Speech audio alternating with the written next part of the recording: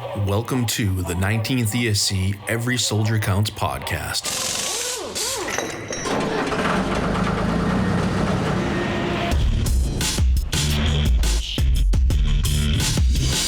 Wherever you find American troops today, you'll find the men of the Transportation Corps. Enough and on time. That's the story we tell you today.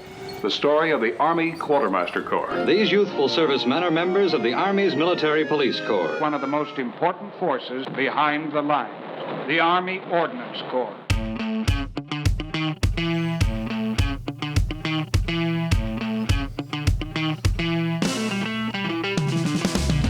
Welcome back to the 19th ESC Every Soldier Counts podcast. I am Sergeant First Class Adam Ross, Public Affairs NCOIC for 19th Expeditionary Sustainment Command. And joining me in studio today on Camp Henry is Lieutenant Colonel Dan Cole of, let me say this, I have to take a breath, U.S. Army Materiel Support Command-Korea. Correct. Yeah, thanks for having me. Yeah. Glad to be here. Yeah, thanks for joining us, sir. So we're going to touch on a few things, your life as an OC, kind of what you're doing over there at MSCK. We're going to start, though, with, like we do with a lot of our guests, what is your Army origin story, sir? What brought you to the Army? Well, so turns out college was really expensive, and I had to figure out a way to continue to pay for my, private college education. And the only ROTC program available was the Army ROTC program. So I went to Fort Knox, competed for a scholarship because I didn't start college under one of those scholarships. And I was offered one. It was a 2-year scholarship, but me being me, required an additional year to get through college. I had super senior status. But it was a great opportunity. At the time, I didn't plan on staying as long as I have, but turns out I really enjoy what I'm doing. So here I am almost 18 years later now. It's been a great career. And so what university was that, sir? So that was Northwest Nazarene University.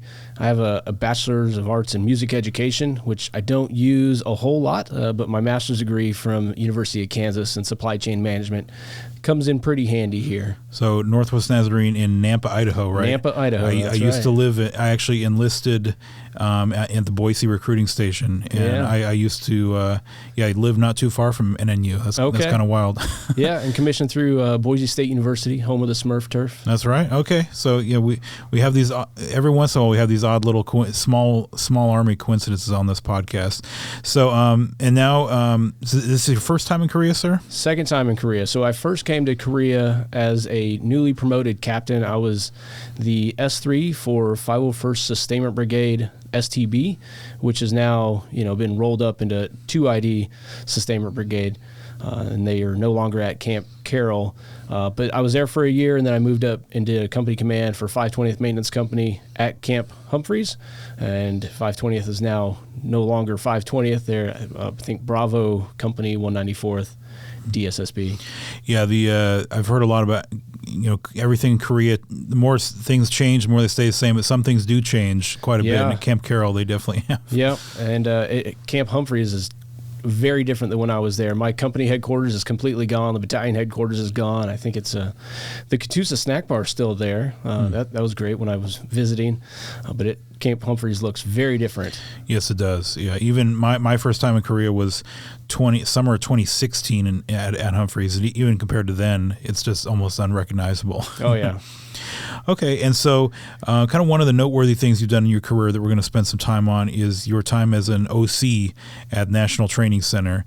And so that's Korea and Fort Irwin maybe carry some biases from soldiers. Maybe they're not super excited about going there. What was your impression of NTC before being assigned there?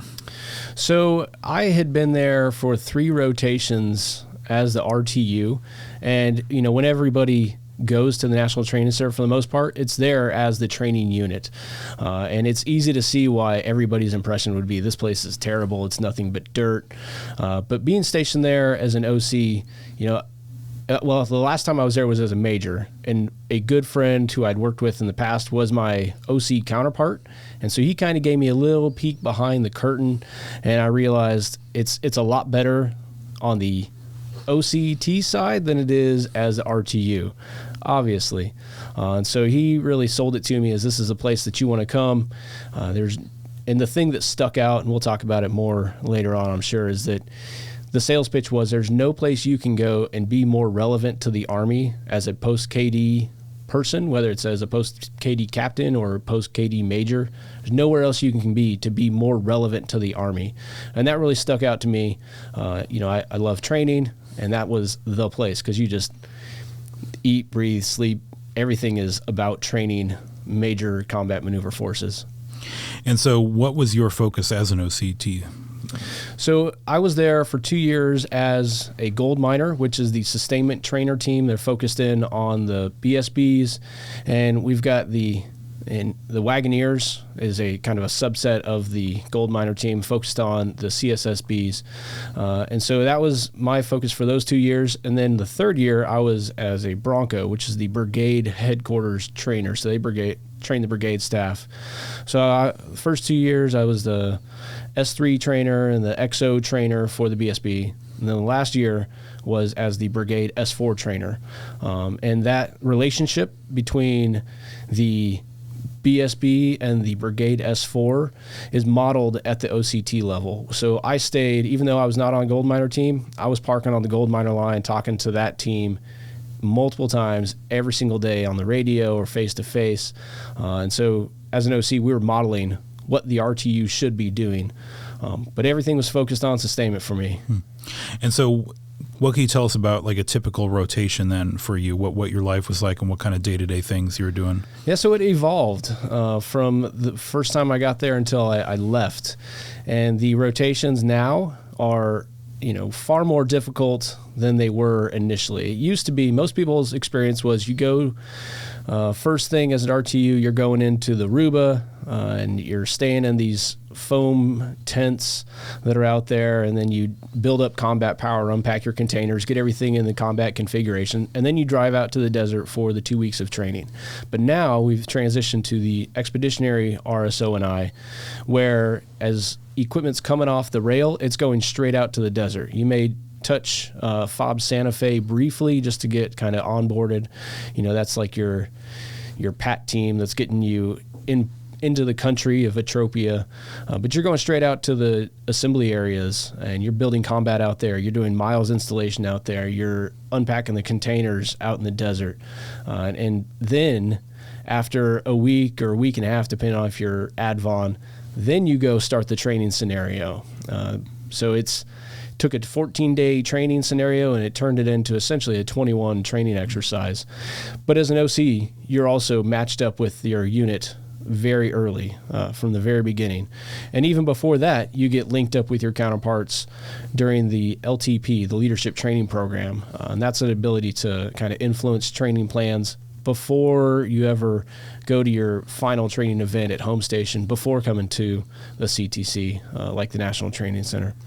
So that being said, a normal day, depending on if I'm staying out in the box every night or not. And generally we don't stay, this may be a mind-blowing secret to those that are RTU. OCs do not spend every night in the training area.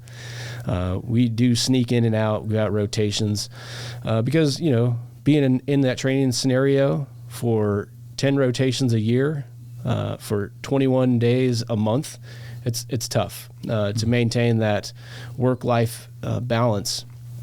And there's lots of strategies. We'll talk about that. But, every morning I'd make sure my cooler has ice, my water, 5-gallon water jug's got ice, and then I drive my Humvee by myself. All the OCs you act like grown-ups. You PMCS yourself. You fill up the fuel at the fuel point yourself. It doesn't matter if you're Lieutenant Colonel or you're an E6. Everybody is doing that themselves. Driving out to the desert, linking up there with the unit. Every day it's coaching. We try to stay as much contact as we can without being disruptive.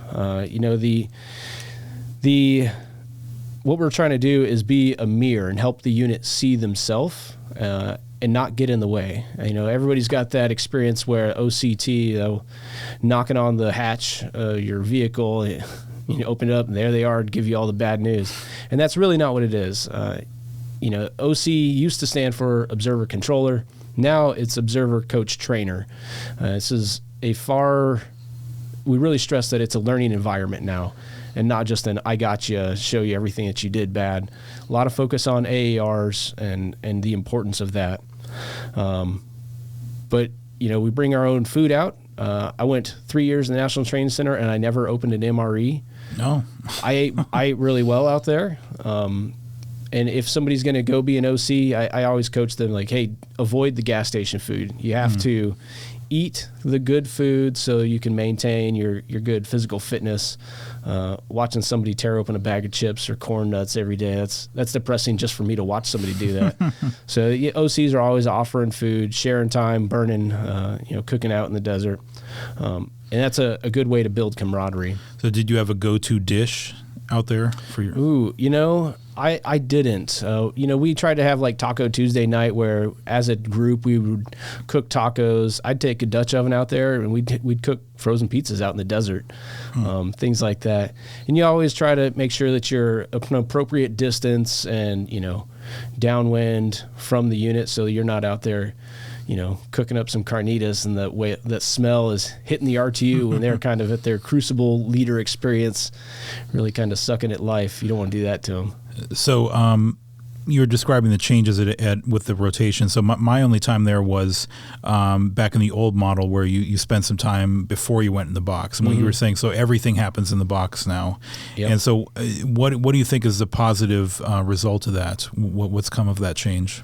Well, so when you were there in the Aruba, you probably had access to AFES and Burger King and all the food trucks. And all of those are distractions that are not going to be available during a large-scale combat operations in an immature theater. So really, by doing this, we're able to get our communication systems up and running a lot faster. We don't have the distractions, so soldiers are more focused. And what we found is that units are entering the box at a much higher level of readiness. They are switched on from the beginning. They got their game faces on, and everybody's entering at just a much higher level, which means over the course of the rotation, you're also getting more out of the training. So overall, we've seen units coming out at a higher in terms of readiness rate for training readiness and equipment readiness in a lot of cases than they would otherwise. So that's what I was going to ask too, is did you see, was there some common factors with units leaving? Were they generally pleased with, were there any aha moments of what they learned with you generally? It varies from each unit. That's the great thing about the National Training Center and the other CTCs as well. Sometimes we talk about the Junior Readiness Training Center out in our small box friends in Louisiana and in Europe. But, they're all seeing the same things, and we can meet a unit wherever they're at. So wherever they're at in their training glide path, if we have to scale down the training from, simultaneous battalions hitting objectives down to, hey, we just need to run some squad sticks lanes or some platoon sticks. We can do that all the way up to, we've done a division level training rotation out there with division fires and division cav all maneuvering. And they just finished a rotation they had a division SAC-P out in the box, or not necessarily in the box, but, kind of leveraging the training and maintaining that division touch point with the brigade. So the fact that it's a scalable rotation, a training experience, really kind of presents each unit with their own different aha moment. And so one of the things that you created while you were there was a podcast at the NTC. What can you tell us about how that came about? Yeah, so I'm an avid podcast listener. I've always been a believer, the self-development is absolutely critical to leader development. And, we always talk about the everybody's reading program. What are you reading military-wise? But, it's almost 2022. Professional listening is also a very important component. And so I knew that all of the information and all the TTPs that we were collecting and best practices and all the leaders' reflections as they're coming out of a rotation, if we don't capture that and share that with the rest of the force, then as an OCT, I feel like I'm not doing my part to share the experience with the entire force. And so I pitched the idea, and it grabbed the attention of some of the senior leaders, and they gave me the green light. So we started the Ask a Gold Miner podcast as a way to do some exit interviews. Is really how it started. Kind of collect some of the lessons learned from an OCT perspective, whether, you know, it's an S2 or an S6, all the things, support and sustainment, be able to feature those lessons learned to share out with the rest of the force. And it really, it got a lot of attention. It's grew legs. The podcast has now changed hands since I left twice, and it's continued, except now they've renamed it. It is the Dirt Logistician, and they're doing a great job out there. And they're available wherever podcasts are found. I was just glad to be, you know, that somebody believed in the idea and it grew legs. And obviously here at 19th ESC, you guys see the value here. I was glad to come here and join this. You know, as I found out that I was coming to 19th ESC, you know, like any other soldier, want to do some research. Hey, I want to learn about my unit. And then a great way to learn about them is by listening to those leaders and talking about some of the experiences and what Korea has to offer.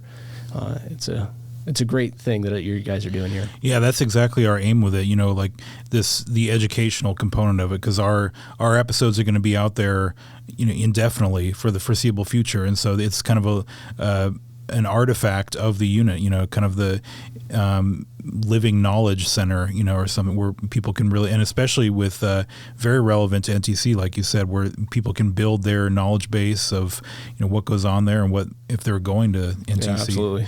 And so you still have a podcast, sir? You have your own personal one? Yeah, it's kind of in a lapse in production. I've been pretty focused on my work with Materiel Support Command-Korea, so I haven't been producing the 4x4 podcast much. But I started that, you know, 10 years ago as a way to stay engaged in the off-roading community. It's grown legs and taken me places that I never expected. But it was a great way for me to stay plugged in with a hobby and activity that I really enjoy. Interesting. So early adopter of the format. Yeah. 10 years ago, and podcast time is forever. Mm-hmm. And so you mentioned MSCK, sir. So what can you tell us about, you're obviously staying busy over there. When someone hears about MSCK, it's kind of maybe hard to visualize what it is, a brigade-sized element over there at Camp Carroll. How do you usually sum it up to people when you talk? So a lot of people who've been around the Army for a while may hear MSCK and all they think of is industrial base, because that's really what it used to be until we went through this modularity, like I described, where the 501st Sustainment Brigade became 2ID Sustainment Brigade and left a smoke trail as they left Camp Carroll moving up to Humphreys. You know, there's some orphan units that fell out of that. So those tactical units, the 6th Ordnance, 25th Trans, and 498, they've been bolted onto the side of the Materiel Support Command-Korea. But at its heart, we still really are the industrial base. We've got the Combat Power Generation Center with the Heavy Equipment Division and, you know, doing tons and tons of maintenance. I sometimes joke that that's our petting zoo. Everybody, when they come through, they know there's a lot of maintenance that's being done in support of APS-4 and all the other tenant units here. But when they see there's an 88 right now sitting on its road wheels with the entire drivetrain pulled out of it, the spades taken off, everything is getting rebuilt at just a below depot level. When they see that kind of capability set, that really starts their gears turning. What we're doing for all of the PACOM is phenomenal. So I just finished giving a sales pitch to a unit here that's for a PDSS, and I think it opened up their aperture on what MSCK offers. So I challenge anybody, if you're coming here to Korea, whether it's to be with 19th ESC or any of the other USFK units, come on over to Camp Carroll, visit MSCK, and take the tour of the Combat Power Generation Center, because it's a phenomenal tour, and it's going to open up your eyes on what is really available in terms of maintenance, and it'll smooth out the process as units transition in and out of pen. Yeah, sir, absolutely. The tour there, I've done it several times myself, accompanying DVs, getting pictures of it, and I think everyone walks out of there with wide-eyed. It's just the capabilities over there is just limitless. It seems like. Yeah, it's funny. So we end the tour. Generally, you walk past the paint booth and you're seeing a vehicle that is freshly repainted, and this isn't just like your cheap rattle can. This is a full-on CARC repaint job. Looks brand new. And then there's the dynometer, where they put a truck on there and they'll run it up to highway speeds and make sure, a road test generally is like 25, 30 miles an hour. The dyno, you're running it up to highway speeds. And when you see a PLS running to highway speeds right there chained down, it looks like an angry bull that's strapped in. It's really impressive. But that's the kind of quality assurance that we're putting into every single piece of equipment that comes through the Combat Power Generation Center. And one of the keys to MSCK's success is the Korean employees that work there with KSC and all that. What's been your experience working with them? Man, those guys are unbelievable in terms of skill and dedication. So I think if you grabbed the median time that somebody has worked for the Combat Power Generation Center, it's something like 30 years. Like, they're going to their technical school as a young person, and then they'll start and they work this one job the entire time until they retire. And so the amount of skills that somebody builds up over time is unbelievable. And we've got one poster that's everybody sees along the tour that shows a couple soldiers doing their mission, and we were going to get rid of that poster, but it stays there because the Korean nationals, they use it to show, hey, these soldiers right here doing this mission. This is why we're doing this job. And they use that to indoctrinate and bring in their new team members. And that just shows the strength of our partnership, not just with the ROK Army, but with the Korean government and everybody who lives here. We're such an integral part of the community, all the volunteering that they do and all the organizations they're partnered with, going down. I've learned about restaurants that I never would have known existed just by, maintaining those relationships and those partners with everybody that works there. And so you talked about listening to the podcast before you got to MSCK, sir. So here's your chance so if someone is listening to this, maybe they're going to come to work at Carroll, or they're in quarantine right now. What would you tell them about life on Camp Carroll? So life on Camp Carroll is really good. I live in Daegu, and I make the commute out there every day. But I can tell you, my money goes a lot farther out at Camp Carroll. Your produce, fruits, vegetables, it's coming right off the farm to your hands. The restaurants, everybody wants that good country cooking in the United States. It's the same thing out at Camp Carroll. You're getting the mom and pop shops that it's all high quality food. There's not a lot to do out there in terms of entertainment, I'll give you that. But there's the river, the same river that runs past through the heart of Daegu. It runs up there. I'm told you can even get on a bike path and ride from Daegu out to Carroll or back. Haven't tried that one yet. That's like a 36-mile ride. I'm working up to that one still. But it's a great place to work. The apartments, you'll get more for your money out in the Daegu or out in the Wagon area around Camp Carroll. So just things to consider. There's no schools for the kids. So if you've got a family and you're looking at living in Wagon, there's, I think, an exception of policy that has to be done for you to do that. And your kids are going to get bused down here to the Daegu area for school. But it's a great place. I was looking forward to it. Whenever I left Korea, my wife even said, if we ever get a chance to go back to Korea, we'll gladly take it. And so here the opportunity was presented about a decade after we left Korea, and that moved right up to the number one spot, the chance to work with General Allen and the whole team here at 19th ESC. Had to take that one. Yeah, one of my big takeaways from Camp Carroll too, I think it was my first time visiting there, and we the former PAO and I were meeting with Colonel May, and he at 6th Ordnance, and he turned around and showed us his window. Like, out his window, he can see Hill 303, the Hill 303 Memorial. Yeah. And just the idea of working in a place with that historical significance, not only to the Army but to Korea and the the Korean War. Yep. It's just, you really can't. There's really no other Army base you can say that about, where like history was made right in your backyard there. Yeah, absolutely. Like right outside my office, we have one of the A-frame packs that the Korean Service Corps used to carry ammo and other supplies up to the troops that were fighting on Hill 303. And when you look at that thing and every single time that pack moved up and down the mountain, it had about 50 pounds worth of supplies on it. There's some hard dudes carrying those packs. And once you make that trek up to the top of Hill 303, it kind of puts things in perspective. The fact that you can go and touch history. When you're doing that hike, you can see remnants of fighting positions still in existence. It's a great place. Yeah, it's a long ways away from going to like your typical base museum or something like that. Like you said, you feel like you're part of history. And yeah, if you haven't, I've done the hike myself. If you haven't done that yet, it's memorable. Yeah. Absolutely. Anything else you want to touch on, sir? Well, so, I got to give the sales pitch for going to be an OC, even if it's not at the National Training Center. But if you're a logistician or a sustainment person, I really think that the National Training Center is the place that you want to be. That's the Super Bowl, in my mind, of all the CTCs. And like I said, there's nowhere you can go to be more relevant to the Army.